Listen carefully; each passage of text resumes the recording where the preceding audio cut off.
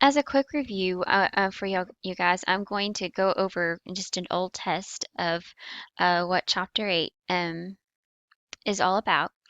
Uh, like I told you in class, we're going to start out with something like this, where you're asked to find the sum of the measure of the interior angles of a certain type of polygon.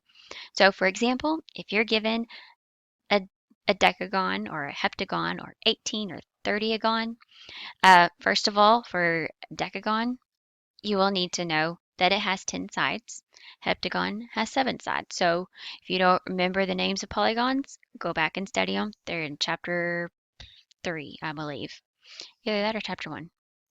But anyway, let's move on. Let's go over a couple of these. If this one has 10 sides, this one has 7 sides. No matter what, finding the interior angles or the sum of the interior angles is all done the same with this formula here. So what we do is, since a decagon has 10 sides, it has 10 angles. That's the value that goes in for n. And that's what you're going to put in your calculator and to get a value. Now, so subtract first and then multiply. Remember your order of operations. And you get, and put a degree symbol on it because this is an angle, a total sum of angles. It's a degree measurement. Okay, same goes with all of these others. Just change that n value to the number of sides this polygon has. It gives you the number here and here. Okay, now what if you're given a problem that says, let's do it the other way around. I want to know what type of polygon I have here if the sum of the interior angles is this, or this, or this, or this. So what you do is you say, this right here is the sum of all interior angles. Okay, plug in this right here with the sum, which is, I'm going to do number 5, 1080 degrees, and set it equal to your formula here.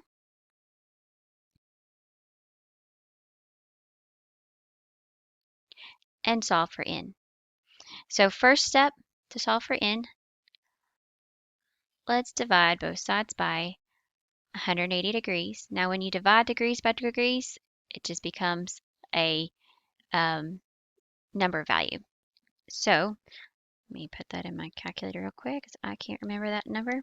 Okay, we get 6. When you divide 1080 by 180. Oh, whoops. Now, the next step, this is equal to n minus 2. Now, add 2 to both sides to get n by itself, and we get n is equal to 8. So to classify this polygon, it has 8 sides to it. That's going to be an octagon. So remember those types of polygons according to the number of sides and angles that they have. Okay, let's move down through this exam here. Okay, now you're going to be given something like this too. This is probably what you're going to start out with, is this right here. This encompasses what we just did. You do have to find the sum of the interior angles for this one first before actually finding what this x value is. Let's do a problem like that right here. So the sum of exterior angles, let's count the number of sides we have. It is a hexagon. So calculate the number of sides, well, no, the degrees, the amount of degrees this polygon has. With this, plugging in 6 in for here, I'm just going to say, make that a 6. And what we get is, let's see, 4 times 180, which is 720. So the sum of all of these angles here is equal to 720. So take everything, add it together, add all of this up. Let's see what that equals. So when we add all of these up, this is what I get. X, because it's another degree in there, plus all of these others, just 612. Set it equal to 720. And solve for x. So x equals 108. And you're done.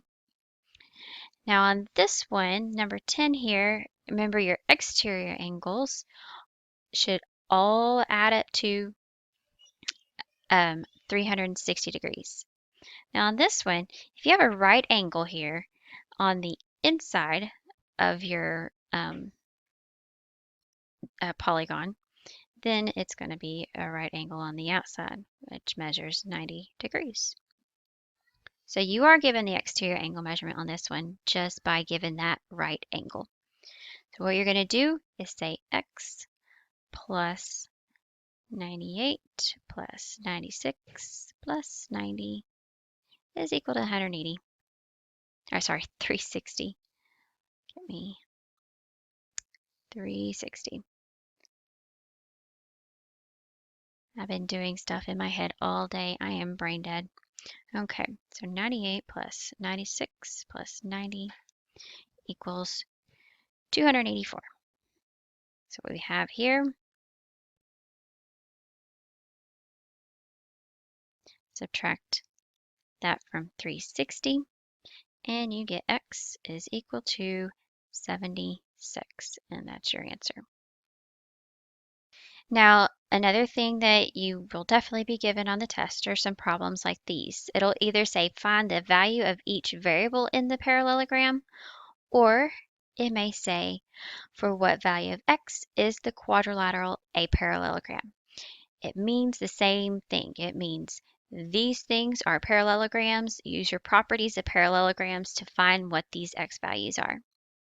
Okay, so let's take a look at those particular problems. Now, to find the value of these variables on this one, well, remember opposite sides are congruent. So to find y, pretty simple. Y is equal to 9. To find what this side, this x is equal to, set x minus 4 equal to 12 and solve for x, which is 16. All right, now let's do this one. There is a property for on parallelograms that say that opposite angles are congruent. So on this one, this particular one, there's a couple of steps to it. We have to figure out what is x first. So set 4x. Y'all might be hearing my daughter in the background. Oh well, sorry about that. It's a noisy house most of the time. Okay, now on this one, x is equal to 29. And once you find what your x value is, we can go ahead and just solve for y in this way. We can use the fact that consecutive angles here, that was a terrible bracket there. But anyway, consecutive angles, meaning this angle here and this angle here, they are going to add up to 180. So that's the quickest way to go about this one. So set y plus 116 equal to 180, and subtract that from both, or subtract 116 from both sides of your equation, you get y is equal to 64, and you're done with that one. On this one right here and this one right here, what you have to remember is that the diagonals bisect each other, meaning this is congruent to this, and this right here is congruent to this one here. Same goes here. These two are congruent, and those are congruent. So for this one, y is equal to 14, x is equal to 8. Pretty simple.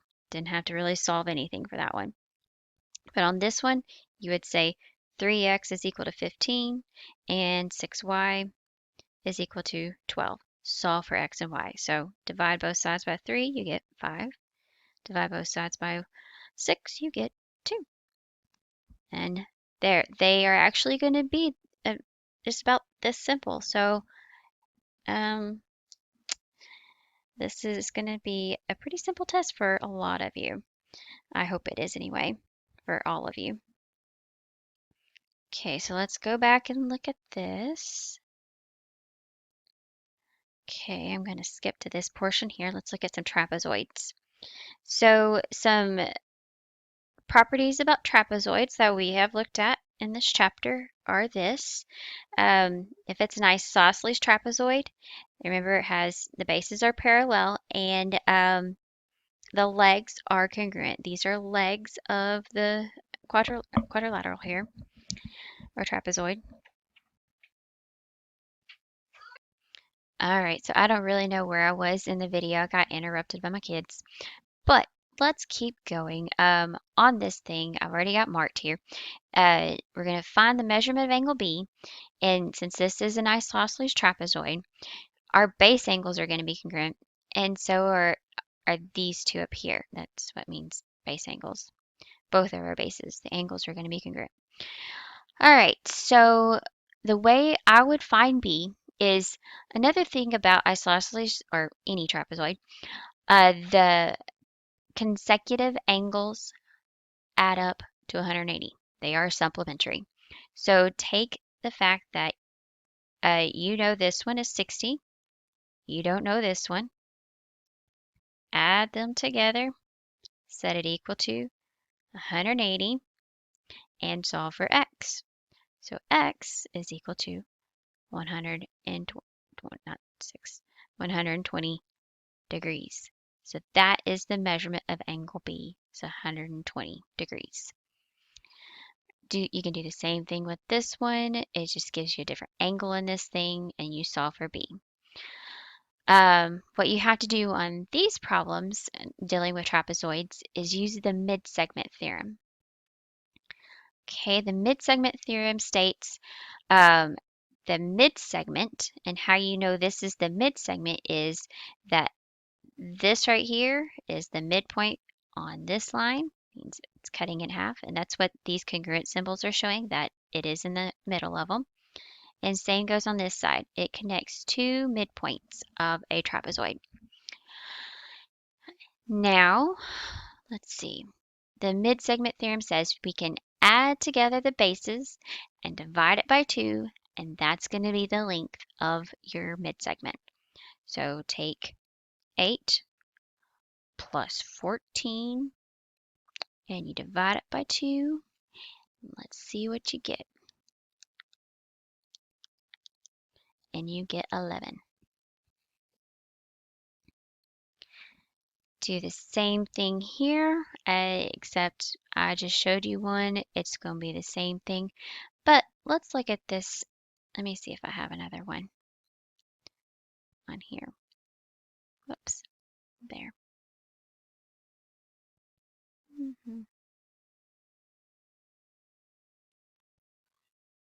Aha. What if we were given something like this? Let me pause this for a bit. Okay, I changed up this problem here. Let's look at this. What if we were given the mid-segment and we're asked to find x using the mid-segment theorem? So what you would do is add together the bases, which is 3x and 25, and you would divide it by 2, and that is equal to the mid-segment length, which is 20. So take this equation and solve it. Multiply both sides by 2, and you get 40 on that side. Okay. And then now, next step is take the 25 and subtract it on both sides. So you get 15. And now to find x, divide both sides by 3, and you get x is equal to 5. So that is another way you will need to know how to use that mid-segment theorem, is to find a variable that may be anywhere, either on one of the bases or maybe on the mid-segment itself. Okay, let's do something else here. Let's go back up here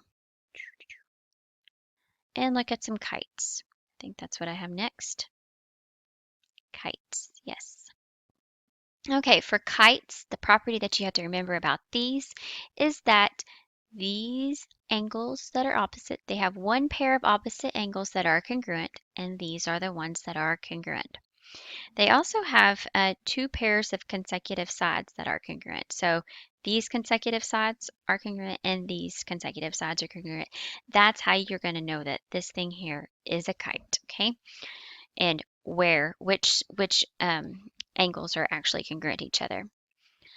It's always going to be the ones that are opposite of each other, like this, that are connected to the two sets of congruent sides. All right, so remember on a quadrilateral, any quadrilateral, the sum of the degrees of the sum of the angle measurements on the interior of your quadrilateral will add up to 360. So use that fact here.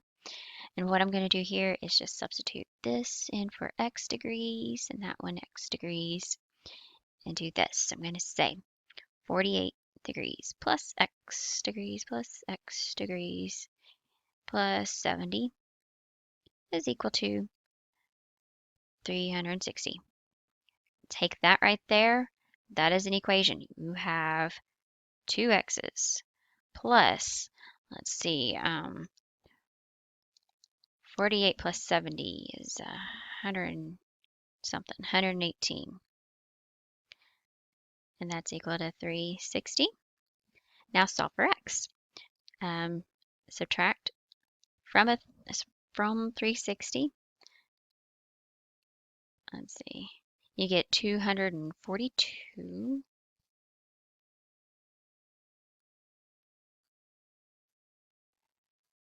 And now divide both sides by 2, and you get 121.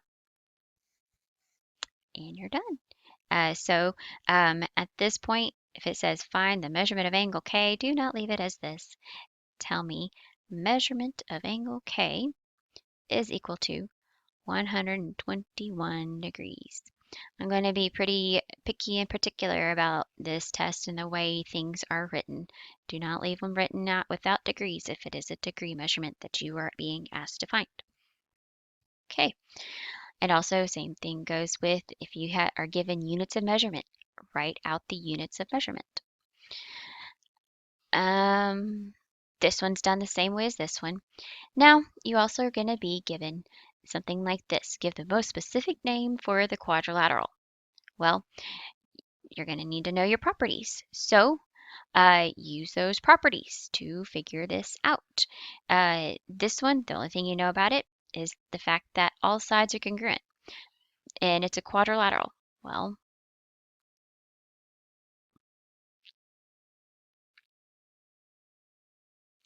that means it's a rhombus. The only thing you know about this, what these arrows mean, is that it's parallel. These two sides are parallel and these two sides are parallel. Opposite sides are parallel. We don't know any congruence things about this one, so we can't say it's a rhombus.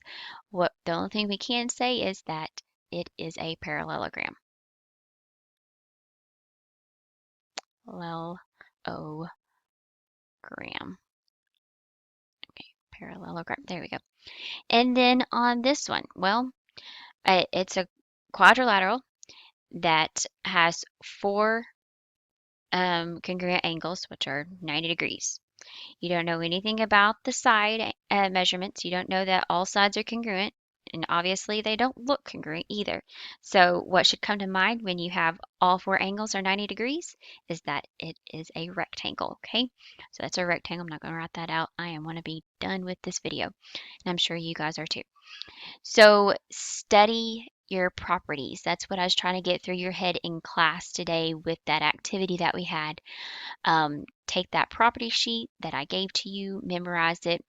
One other thing is that you are going to have some sort of chart on your test that lists properties, and on the top of it, look in 9.6. There's a in this section of that we didn't do 9.6. Sorry, I'm in the wrong chapter. 8.6. Um, look in 8.6. In that section, there is a chart in the homework area, in the practice problems. Um, look at that, and that's the type of chart that you will see on a similar chart like that you will see on the test, where you are given properties on in one column, and then on the rows there's a list of all the types of quadrilaterals that we've studied. What you're going to have to do, I will explain this tomorrow to you all also, is mark an X in the box if that is what type of quadrilateral has that certain property. Okay, so we'll go over that a little bit before the test, but hopefully all of this right here just now has helped you out in studying for this exam. I'm pretty sure the majority of you knew all of this already, but it's a good refresher. So I'll see you guys tomorrow in class. Goodbye, everybody, and study hard. Okay.